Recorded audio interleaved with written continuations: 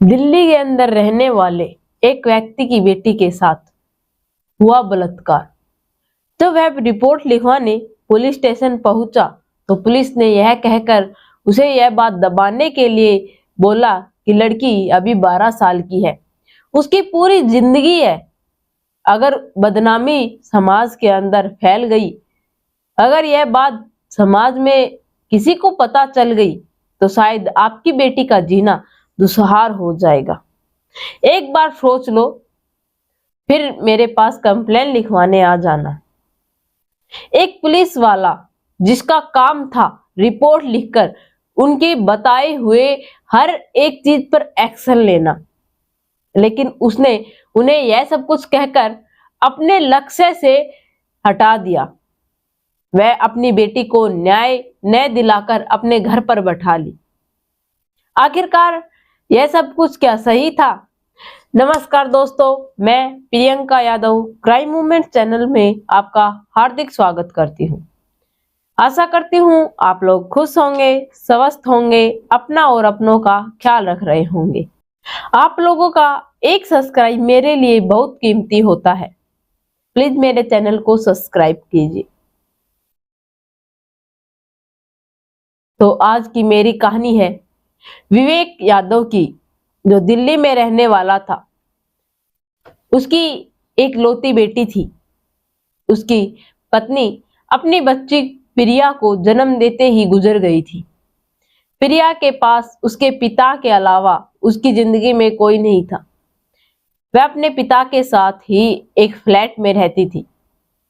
उसके पिता जो दिन रात मेहनत करके अपनी बेटी को एक लग्जरी लाइफ देना चाहते थे, उन्हें ऑफिस के सिलसिले में बहुत बार बाहर मीटिंग के लिए रात भर भी जाना पड़ जाया करता था, जिसके कारण उसकी बेटी घर पर अकेली रह जाया करती थी।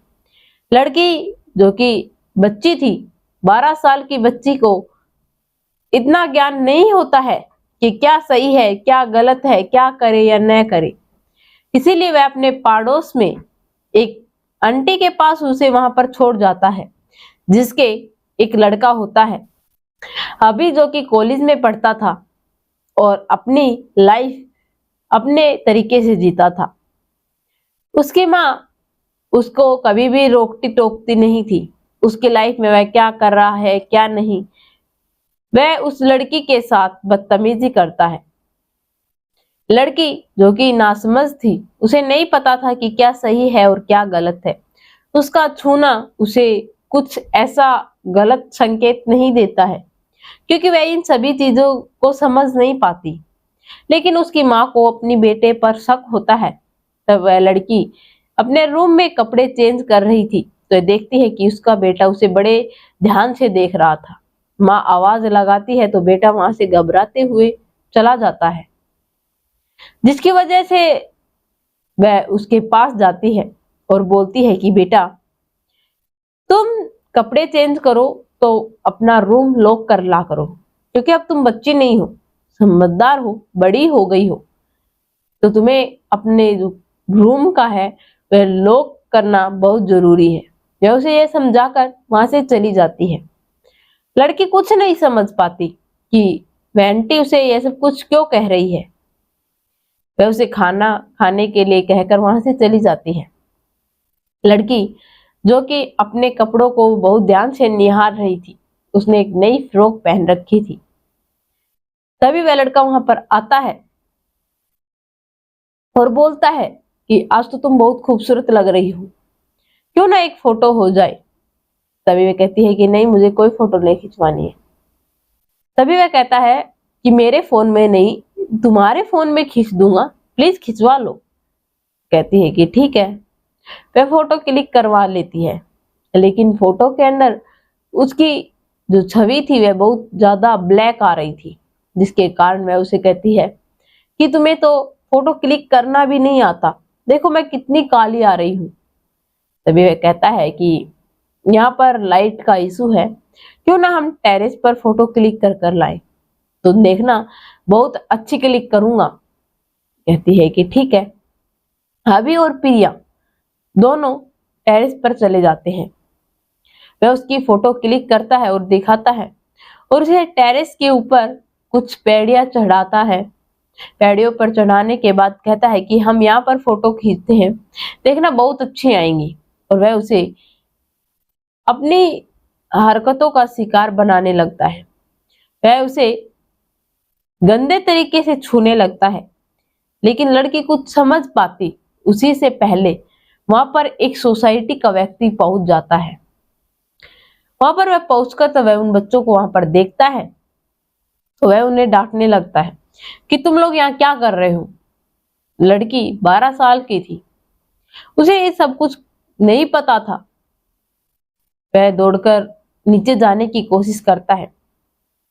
तभी व्यक्ति उन्हें रुकवा कर कहते हैं कि तुम यहाँ क्या कर रहे थे। तो कहता है कि कुछ नहीं, हम तो यूं ही घूमने आ गए थे। यह सब कुछ कहकर वो दौड़कर नीचे चला जाता है। दूसरी तरफ प्रिया तब नीचे उतर कर आती है, तो वह उससे भी पूछते हैं कि तुम यहाँ क्या कर रही थी। तभी वह कहती है कि आप अपने काम से काम रखिए, बताया ना हम यहाँ पर यूं ही घूमने आए थे। तो यह कहकर वह भी नीचे चली जाती है। अब जो सोसाइटी का वह व्यक्ति था, उसे नहीं समझ आ रहा था कि वह किसको क्या बताए, क्योंकि उसके पास ऐसा कोई प्रूफ नहीं था। और इतनी छोटी बच्ची के बारे में अगर कोई सुनेगा तो वह विश्वास कौन करेगा। तभी शाम हो जाती है। लड़की के पिता अपनी बच्ची के बारे में पूछने के लिए अभी की माँ को फोन करते हैं।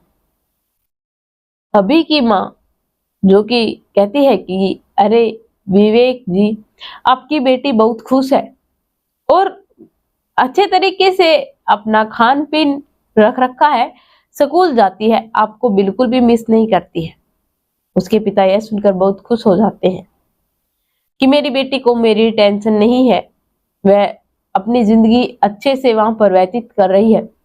उन्हें काम के सिलसिले में बाहर रहना बहुत बार हो जाया करता था, जिसके कारण वह बहुत ज्यादा दुखी रहा करते थे कि मैं अपनी बच्ची को यूं ही छोड़कर चला जाता हूँ, न जाने मेरी बच्ची मेरे बारे में क्या क्या सोचती होगी।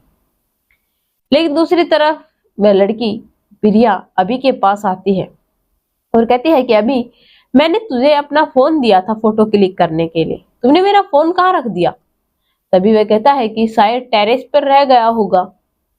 वह टेरेस पर अपना फोन लेने चली जाती है। दूसरे दिन तब उसके पिता घर पर आते हैं, तो लड़की जो कि अपने घर की सारी लाइट ऑफ कर कर एक कोने में बैठी थी। पिता अपनी बेटी को बहुत आवाज लगाते हैं, अपनी बेटी के लिए चॉकलेट, मिठाई और कुछ गिफ्ट और कपड़े लेकर आते हैं, ताकि उसकी बेटी उससे गुस्सा ना हो, क्योंकि उसकी बेटी को बिल्कुल भी अच्छा नहीं लगता था कि उसको बिल्कुल भी अच्छा नहीं लगता था कि उसके पिता उसे छोड़कर इतने दिन बाहर रहने चले जाते हैं। अपने पिता से बहुत गुस्सा थी।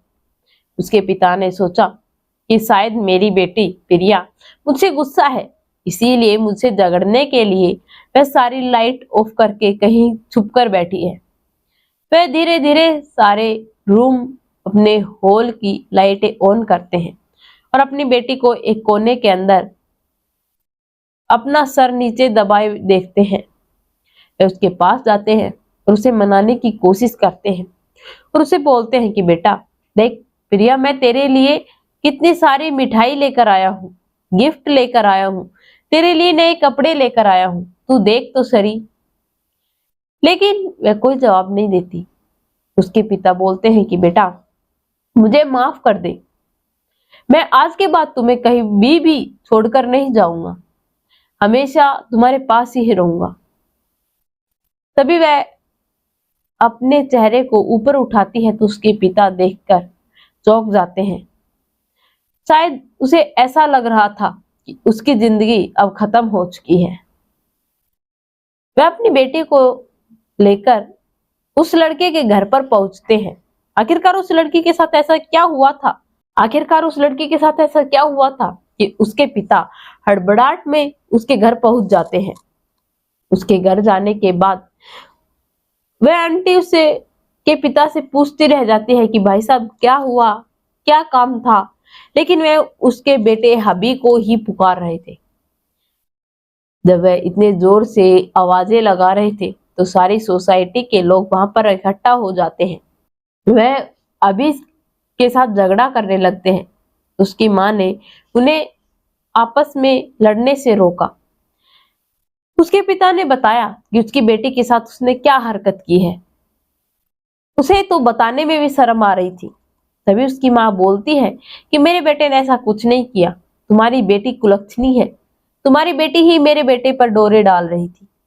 यह सब कुछ सुनकर अब पिता तो अंदर से ही हिल गए थे कि उसकी माँ को एक बार भी यह कहने में बिल्कुल भी लज्जा महसूस नहीं हुई। शायद उसकी बेटी अगर होती तो शायद वह यह सब कुछ बोलने से पहले एक बार नहीं बल्कि 100 बार सोचती। उसने अपने बच्चे को बचाने के चक्कर में उस लड़की पर आलोचन लगाया, लेकिन पिता के पास ऐसा कोई भी सबूत नहीं था जिसके वजह से वह उस लड़के को सजा दिलवा पाए। उसे वहां पर कोई भी विश्वास की नजरें नहीं दिखती है कि उस पर कोई विश्वास करे। सारी सोसाइटी के लोग उसकी लड़की पर आलोचन लगाने लगते हैं कि यह लड़की बेकार है, ये सब कुछ करती है, इसे बिल्कुल भी शर्म नहीं आई, बिना माँ की लड़की है, ऐसी ही परवरिश है, न जाने क्या क्या ताने सुनने को मिले। विवेक अपनी बेटी प्रिया को पुलिस स्टेशन लेकर जाता है। पुलिस स्टेशन जब वह पहुंचता है तो कंप्लेंट लिखवाने की कोशिश करता है। वहां के जो इंस्पेक्टर थे उसने कहा कि आप अपनी बेटी को बोलने का मौका दीजिए, अगर आपकी बेटी हमें सब कुछ बताएगी तभी हम कंप्लेंट दर्ज करेंगे। पिता ने बहुत बार अपनी बेटी के साथ हुई हरकतों के बारे में बताने की कोशिश की, लेकिन पुलिस इंस्पेक्टर साहब ने यह बताकर उन्हें चुप करा दिया कि अगर आपकी बेटी बोलकर हमें बताएगी तो हम कंप्लेंट दर्ज करेंगे, और हमारी सलाह यही है कि आपकी बेटी की उम्र बहुत कम है और यह सब कुछ अगर कोर्ट कचहरी में पहुंच गया तो लोगों में बहुत तेजी से फैलेगा, तो आपकी लड़की से कौन शादी करेगा, इसकी क्या लाइफ रहेगी। यह सब कुछ कहकर पुलिस इंस्पेक्टर कहते हैं कि आप हमारी मानो तो यह सब कुछ यहीं पर भूल जाओ और अपनी जिंदगी नए सिरे से शुरू करिए, और अगर फिर भी आपको यह सब कुछ ठीक नहीं लगता तो आप हमें बता देना, हम आपकी कंप्लेंट दर्ज कर देंगे। पुलिस का काम था कि उन जिसके साथ अपराध हुआ है उसके गुनहगारों को सजा दे, लेकिन उस इंस्पेक्टर ने उन्हें अपने उनके जो लक्ष्य था उससे भटका दिया। उन्हें न्याय दिलाने की बजाय उन्हें सलाह देने लगे, जो कि बिल्कुल भी सही नहीं थी। अगर प्रिया की जगह कोई और लड़की होती तो शायद वह खुद खुशी भी कर सकती थी, क्योंकि इतना बड़ा सदमा एक इतनी छोटी बच्ची कभी भी सहन नहीं कर सकती है। सोसाइटी वाले लोग उस पर आलोचन लगाने लगे थे कि यह घटिया है, गंदी है, न जाने क्या क्या बोलते थे। यार बनाती है। उसे स्कूल जाने की बजाय उस घर के अंदर 4 दीवारी के अंदर बंद कर दिया गया था। वह बाहर जाने से पहले एक बार नहीं बल्कि 100 बार सोचने लगी थी कि अगर मैं बाहर गई तो शायद लोग मुझे ताना मारेंगे, क्योंकि उसके साथ यही होता आ रहा था। तब वह स्कूल जाती तो वहां की सोसाइटी की जो औरतें थी वह अपने बच्चों के साथ उसे बस में बैठने ही नहीं देती थी, वहां से धक्का मारकर उसे दूर भगा दिया करती थी, चाहे उसे चोट लगे या फिर वह रोए या तड़फे, उसे कुछ फर्क नहीं पड़ता था। अब वह सब कुछ सहन करने की बजाय मरने की ठान लेती है। तो वह वहां पर स्कूल के बस के लिए इंतजार कर रही थी, तो रोज की तरह सोसाइटी की औरतों ने उसे धक्का मारकर वहां से दूर भगा दिया, जिसके बाद जैसे उसे बहुत सी चोटें भी आई। लेकिन वहां पर जिस हबी नाम के लड़के ने उसके साथ बलात्कार किया था, उसके साथ 3 लड़के और थे जो कि उसे देखकर बहुत हंस रहे थे और बोल रहे थे कि अब तो अभी हबी की गर्लफ्रेंड नहीं बल्कि हमारी भी गर्लफ्रेंड है। अरे हमें हबी से बात कर लिए, उसे कोई एतराज नहीं है अगर तुम हमारी गर्लफ्रेंड बनो तो। लेकिन अब प्रिया बिल्कुल घबरा चुकी थी वह दौड़कर टेरेस पर वापस पहुंचती है और मरने की कोशिश करती है, लेकिन वहां पर अभी पहुंच जाता है और वह उसके साथ फिर से वही काम दोबारा कर लेता है। लेकिन प्रिया की बात पर कौन विश्वास करे, क्योंकि उसके पास ऐसा कोई भी प्रूफ नहीं था और अब भी नहीं था उसके पास यह प्रूफ। तो प्रिया ठान लेती है कि कुछ भी हो जाए मैं इसे सजा दिलाकर ही रहूंगी। वह तब नीचे आती है तो उसके साथ अभी को देखकर लोग सोचते हैं कि यह लड़की कुछ ऐसा करने की कोशिश कर रही है कि शायद हम इसे माफ कर दें, बल्कि यह है तो बदचलन। नहीं तो कोई लड़की एक बार इतनी बेइज्जती होने के बाद भी ऐसा सब कुछ कैसे कर सकती है। लड़की रोती है, तिलकती है, हर एक सोसाइटी के इंसान के पास जाकर अपनी बेगुनाही के बारे में बताती है, लेकिन कोई विश्वास नहीं करता। लड़की पागलों की तरह लोगों को विश्वास दिलाने की कोशिश करती है। दूसरी तरफ उसके पिता, जो कि अपनी बच्ची को ढूंढते हुए वहां पर पहुंच जाते हैं, जो कि अपनी बच्ची को समझा रहे थे कि बेटा, यहाँ पर रहने वाले लोग इंसान नहीं बल्कि जानवर हैं। तो किन इंसानों को ये सब कुछ बता रही है जिनकी आंखों पर पट्टियां बंधी हुई हैं, और वह लोग तुम्हारी बात पर बिल्कुल भी विश्वास नहीं करेंगे। तो प्लीज अपना जो स्वाभिमान है उसे मत खो। मैं तेरी बात समझ रहा हूं, तूने कुछ नहीं किया मुझे पता है बेटा, लेकिन यह लोग तेरी बात नहीं समझेंगे और हम जल्द ही इस सोसाइटी को खाली भी कर देंगे, क्योंकि वहां के लोगों का यही कहना था कि तुम्हारी लड़की के चाल चलन ठीक नहीं है। इसकी वजह से हम अपने बच्चों के साथ यह सब कुछ रिस्क नहीं ले सकते हैं।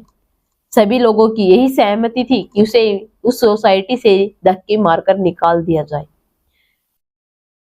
तभी लड़की एक तरकीब बनाती है कि अगर कुछ भी हो तो लड़की की ही गलती क्यों आती है?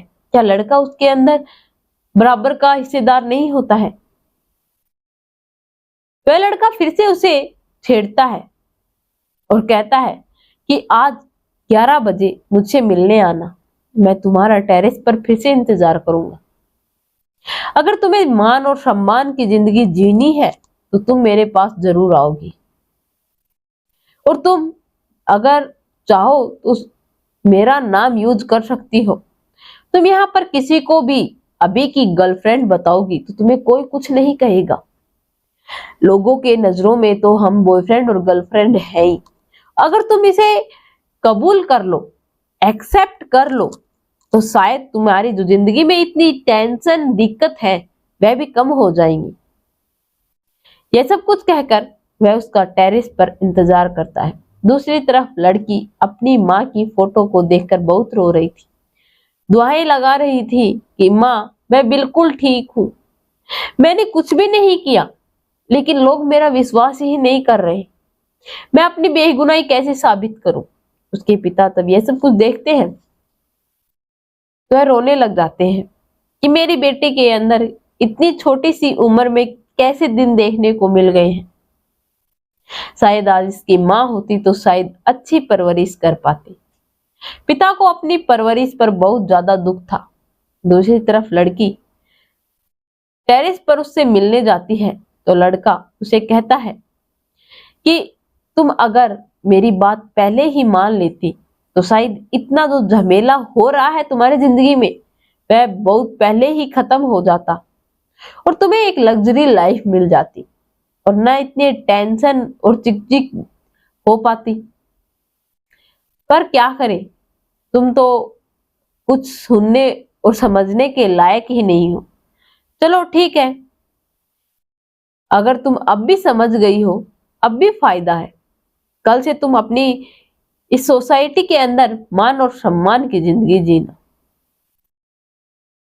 तभी वह लड़की कहती है कि मुझे तुम पर तरस आ रहा है कि तुम कैसे इंसान हो। भगवान तुम्हें ऐसी सजा दे कि तुम देखते रह जाओ, और गुस्से के अंदर उस पर हाथ उठा देती है। लड़का बोलता है कि तेरी यह मजाल, तूने मुझे मारा। तभी वह उसे वापस हाथ उठाकर मारने लगता है, तभी उसकी माँ उसका हाथ पकड़ लेती है और अपने बेटे को एक जोर का चांटा लगाती है और कहती है कि नालायक, मुझे नहीं पता था कि तूने यह सब कुछ किया है। अगर मुझे पता होता ना तो मैं तुझे कभी माफ नहीं करती। वो तो ठीक है कि मैंने प्रिया की बात पर विश्वास किया और उसके कहने पर यहाँ पर आई, क्योंकि उसने मुझे पहले ही फोन कर कर यह सब कुछ बता दिया था और उसने सोसाइटी के हर एक व्यक्ति से एक बार अपनी बेगुनाही साबित करने का अवसर मांगा था। लोग उसकी बात सुनकर वहां पर आने का डिसीजन नहीं लेना चाहते थे, लेकिन एक बार उसकी आखिरी ख्वाहिश समझकर लोग वहां पर पहुंचते हैं और तब उन्हें सच्चाई पता चलती है तो उनके पांव तले से जमीन खिसक जाती है और वह प्रिया और विवेक कुमार उसके पिता से माफी मांगते हैं और अपनी जो उन्होंने उनके साथ जो हरकतें की थी उनकी एक बार फिर से माफी मांगने की कोशिश करते हैं। दूसरे दिन तब वह अपना बैग लेकर अपना सारा सामान पैक करके फ्लैट छोड़कर जा रहे थे। सोसाइटी के सभी लोग उनसे माफी मांगते हैं और कहते हैं कि साहब आप लोग यहाँ से मत जाइए, प्लीज हमें माफ कर दीजिए, शायद हमसे बहुत बड़ी गलती हो गई है और अगर आप लोग यह सब कुछ चाहते हैं कि हम लोग दुखी रहे और हम अपने आप को कभी माफ ना कर पाए तो आप जा सकते हैं। क्या कहते हैं कि आप लोगों ने जो हम लोगों से कहा है वह क्या भूलने की चीज है। आप लोगों ने हमारी और हमारी बेटी की बहुत बेइज्जती की है, तो लोगों ने कहा कि हम अपनी के पर शर्मिंदा हैं, हमें नहीं पता था, लेकिन आपकी जैसी पिता और आपकी बेटी जैसी बेटी हम सभी लोगों के लिए एक बहुत बड़ी प्रेरणा बनेगी। हमारे बच्चे आप लोगों से कुछ सीखेंगे कि मुश्किल के वक्त कैसा और कैसे हौसला बनाना है और कैसे उस मुसीबत से बाहर निकलना है। तो आप लोग प्लीज हमें छोड़कर मत जाइए। वह बाप बेटी भी कहते हैं कि ठीक है, अगर आपकी यही इच्छा है तो हम लोग नहीं जाएंगे। अब वह वहां पर खुशी खुशी रह रहे हैं। तो दोस्तों, आप लोगों को यह कहानी कैसी लगी कमेंट में लिखकर जरूर बताना। और जो अभी ने प्रिया के साथ किया, जो उसे सजा मिली है, क्या वह सही है? और जो उसने भाई बहन के रिश्ते को इतना कलंकित किया वह बहुत गलत था। तो आप मेरे चैनल को सपोर्ट कीजिए, सब्सक्राइब कीजिए, बेल नोटिफिकेशन को ऑन कीजिए ताकि ऐसी हर वीडियो जल्द से जल्द आप लोगों तक पहुंच पाए।